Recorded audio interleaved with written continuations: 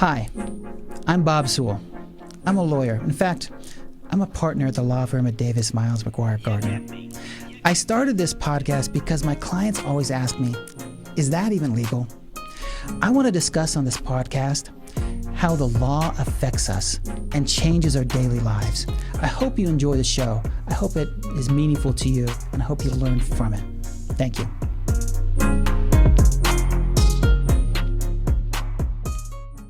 Welcome to the 20th episode of the podcast, Is That Even Legal? Today's guest, Sarah Clifford. Sarah Clifford is a friend of mine. She's a trust and estate attorney.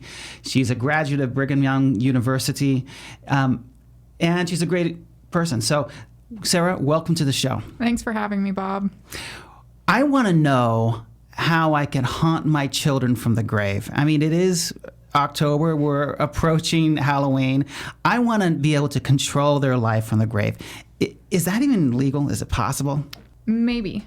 Can I tell you a story? Yeah, absolutely. Tell me a story. Okay, so Tommy Franklin Manville Jr., it's the Roaring 20s. Let me set the stage. It's the Roaring 20s. He is the heir to the asbestos fortune. Okay. His grandpa is Charles Manville, has an estate of about $2 billion in today's money. That would be what it's worth. And Tommy is basically the Kim Kardashian / Iron Man without the suit of the 1920s. Everybody wants to follow what Tommy Manville is doing.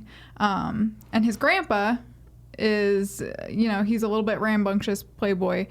With Tommy's the rambunctious playboy? Yeah, so Tommy is a playboy. Think Iron Man without the suit, Kim Kardashian. His grandpa decides, hey, we're going to try and get Tommy to settle down. So he puts into the trust. Tommy gets a distribution of trust money whenever he gets married. And it's a pretty large sum. We don't know the exact amount because trusts aren't part of the public record. But think, he gets $1 million every time he gets married. Okay. So, all right. Every time he gets married. I hear a punchline coming on this. Yeah, so when he gets married. So Tommy is a smart guy. And he starts off the serial marriage scheme where he will marry women, get the distribution of trust money, split it with them, and then get a divorce shortly after. Okay, this is insane. So apparently the trust says every time he gets married, he gets some big sum of money that we don't know exactly how much, but we think it's, say, $1 million in today's dollars, right? Mm-hmm. And so he decides to marry how many women? So he marries 13 times total to 11 different women. So there are some second marriages in there. He starts listing his occupation as retired businessman or looking after my estate. And he starts posting ads in the newspaper. Remember, he's the Kim Kardashian, so everybody's watching what Tommy Manville is doing. He starts posting ads in the paper. I think I want my next wife to be blonde. Looking for a cute blonde. Some of his marriages, so he was married in 1942. He was married in November. They divorced in January. In 1943, he was married in, I'm going to repeat that. Going back. So in 1941, he was married in November, divorced in January. In 1942, he was married in October, divorced in February. In 1943, he married a girl who had been married 4 times before. She was 20, had been married 4 times before. They married in August, divorced in October, but they were separated after 8 hours. Oh my goodness. Somehow this doesn't seem...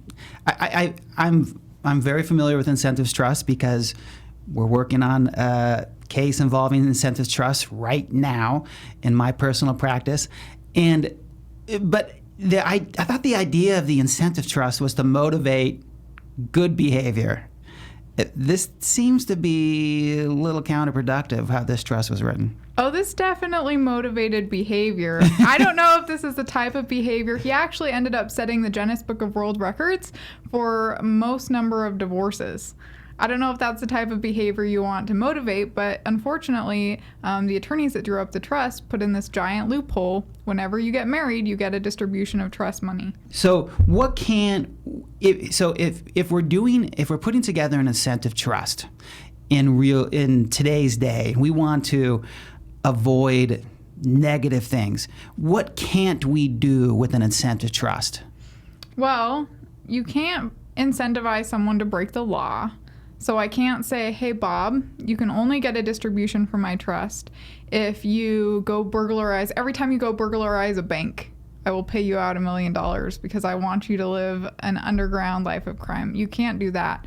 You also can't create incentive trusts that would violate public policy. So public policy are Right. things that we've decided as a society, this is good behavior, this is what we want to encourage.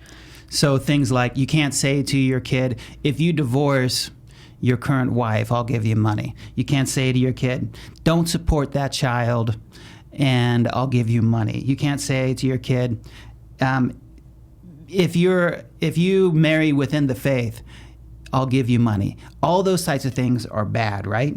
Yeah, all those types of things are bad. So usually it tends to deal with familial relationships. So if you're trying to control who somebody marries, when they divorce, how many kids they have, if they have kids, those are generally going to be against public policy. So, but we also could incentivize, though, good behavior, right? Yeah, and I see incentive trusts all the time. And the sky is really the limit with what you can do. So like I said, we can't encourage people to break the law. We can't do things against public policy, but beyond that, the world is really your oyster.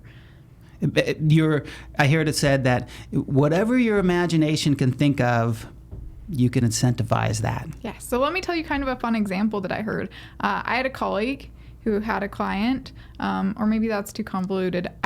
I've heard of a client who was a really big sports fan, college sports fan, and he wanted to make sure that wherever his grandkids went to school, they were always cheering for his college team. And so what he said is, whenever my alma mater team beats their rival, the trust will pay out $2,000. As a broke college student, of course, it doesn't matter where you go to school, you're going to be cheering for that team. You know, if you have $2,000 on the line. Yeah. That is amazing. That's dedication to a team, I'll tell you that much. Okay. Often hear of, as long as you don't do drugs. That's one. If you stay off drugs, you don't want to be incentivizing your child to continue to do drugs or to somehow enable that child to do drugs. So I see a lot in incentive trusts where they say, so long as you stay off drugs. I see, so long as you don't have felony convictions, you get my money. What else have you seen? Yeah, education is a really common one. So, you know, if you get an associate's degree, I'll pay you this much. If you get a master's degree, I'll pay you this much. Or even saying, look, we will contribute money towards your college tuition is also, you know, a really common one. And that's probably the most common one that I see.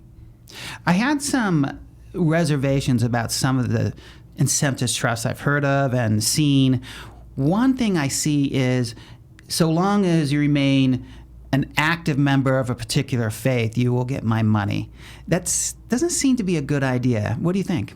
Yeah, so then there are those areas that maybe are not against public policy, maybe not encouraging somebody to break the law, but they're still unpalatable. I mean, we don't want to hopefully, you know, tie money to religion and incentivize, you know, going to church for the wrong reasons. We also have to remember that there is going to be a person who's going to have to enforce this. So the trustee, remember, the trustor, the person who makes the trust, is a game maker. They set all the pieces out on the table, and then the trustee is there to make sure that the rules are followed.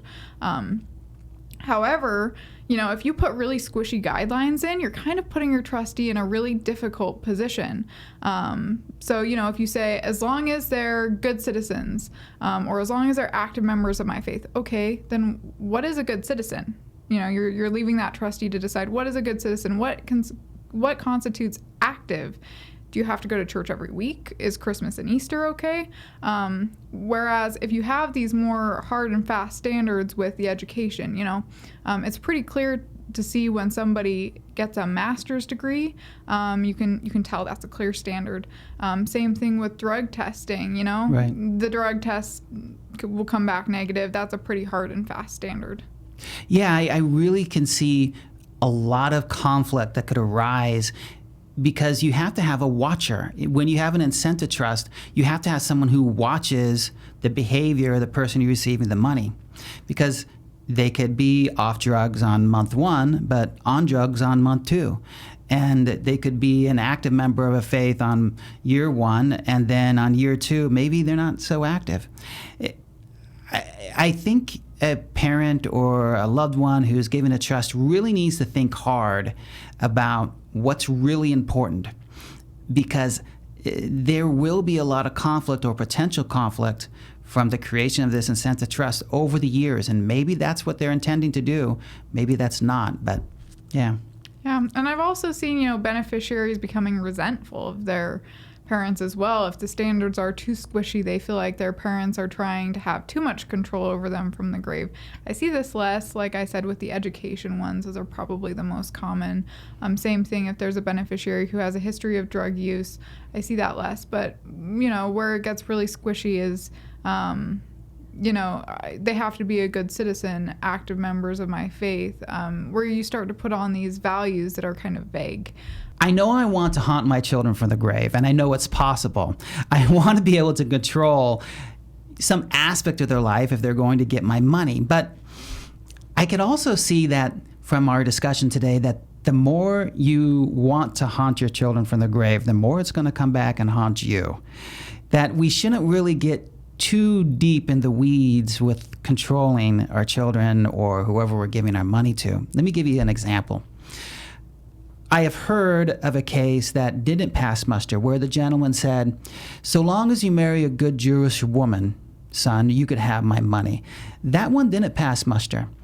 I've heard of other ones that are likely not to pass muster. That if you say to your gay son, so long as you marry a woman, that one's not likely going to pass the courts and will be found invalid. What else have you heard about? Yeah, so I think when you get into the weeds with, the minutia level of control. So another one that I've seen is occupation. I'm an attorney. I want all my kids to be an attorney because I love this profession. So I'm only going to pay out to you if you become attorneys. Or I'm a stay-at-home mom. I want all my daughters to be stay-at-home moms. So I'm going to only pay out if you become stay-at-home moms. I think that when you get, too into the weeds, your kids can become resentful, and it might end up haunting everybody else, not just you and your kids, but also the trustee and the people trying to enforce this.